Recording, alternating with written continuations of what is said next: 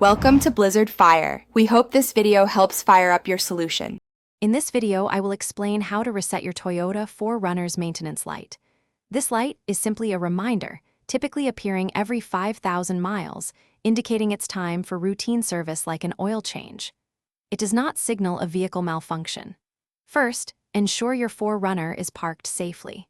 Then, turn the ignition to the on position without starting the engine.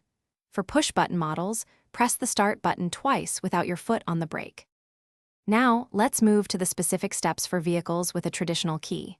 First, locate your trip meter button, usually on the dashboard. Press it repeatedly until your display shows either trip or ODO. Once the correct display is selected, turn your ignition key completely to the OFF position. With the ignition off, firmly press and hold down that same trip meter reset button. With the trip meter button still held down, turn your ignition key back to the on position. Remember, do not start the engine. Continue to hold the button for approximately 10 seconds. You will see the maintenance light flash rapidly, and then it should turn off. Once the light is extinguished, you can release the trip meter button. Start your 4Runner to confirm the light is no longer illuminated. If you have a push-button start model, the process is similar. Press the ignition button twice without your foot on the brake.